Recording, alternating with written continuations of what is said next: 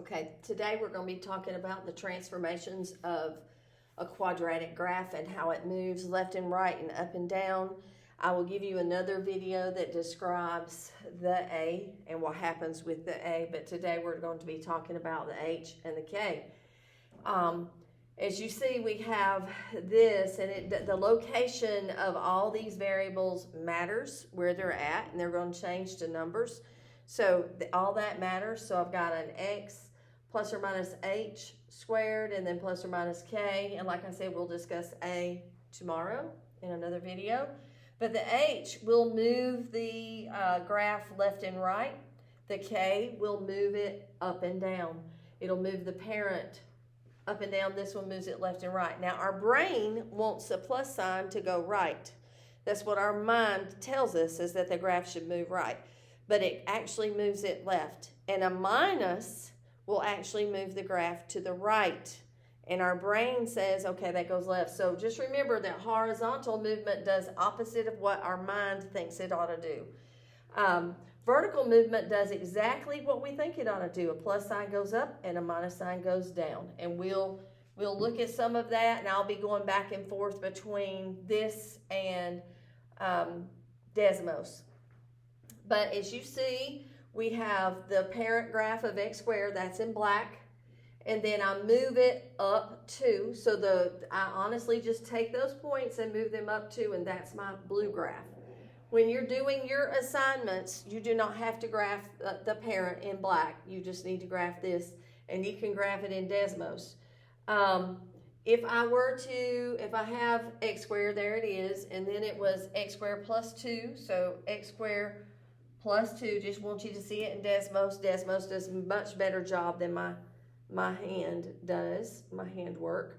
But it goes up, each point goes up 2. Literally just moves, this one goes up 2. So you see that they just move up 2. All right, the next one was minus 3. That's going to take every point and move it down 3. And the comparison is vertical shift down 3. So I'm going to go here and I'm going to type x squared minus 3. And you see that you see that graph goes down 3. The parent graph is in red, and the graph was shifted down 3. All right. And then we have the horizontal movement, and I didn't graph the parent graph. I just put the dots for the parent graph, the points. So x plus 4 is going to shift it left 4. You just take each one and move it left 4 and graph it. And minus 2 is going to shift it right 2. You take each one of those points and literally just count over 2 and move it.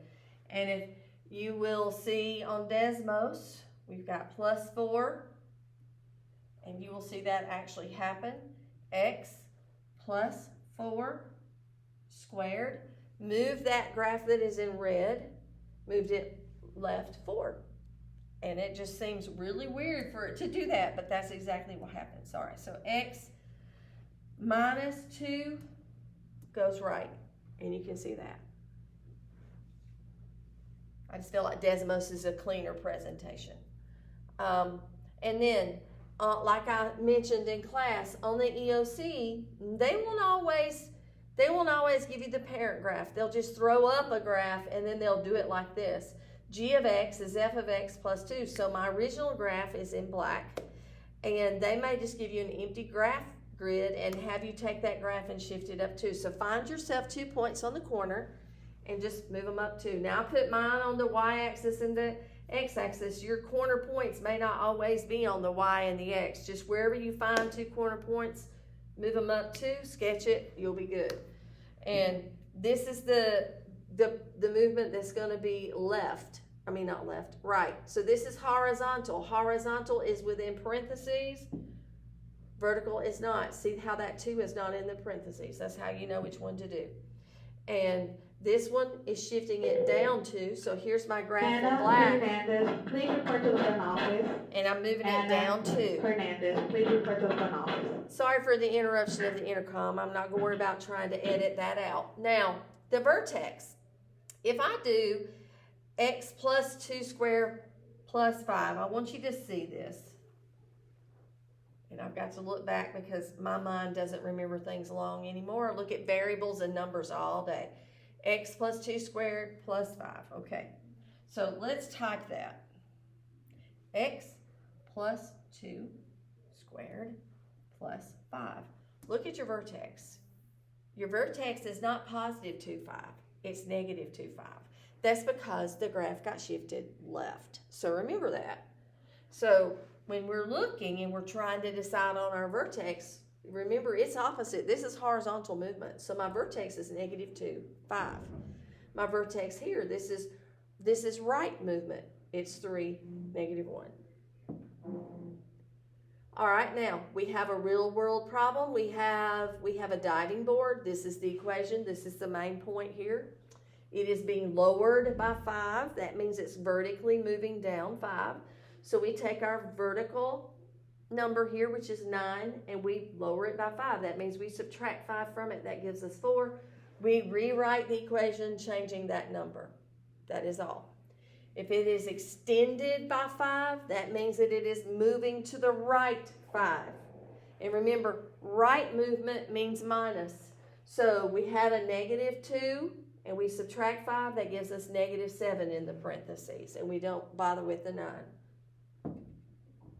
This is movement. This is raised 3. That means that it's vertical up. So we take our 9 and we add 3 to it. It is now at 12. Shortened by 5 means that I am moving to the left 5. And remember, left movement is plus. So negative 2 plus 5 is 3. And there we are. And then let's write the equation from the comparison. So horizontal shift left 2. That means I go plus 2. Vertically up 5. Horizontal shift right 3. That means I go minus 3. And vertically down 3. Vertical shift up 5. There's no parentheses if there's no horizontal movement. So you just write x squared plus 5. This one has a horizontal movement, but no vertical movement. So there's nothing on the outside of the parentheses. So this one's left. So it's x plus 3 squared. Thank you.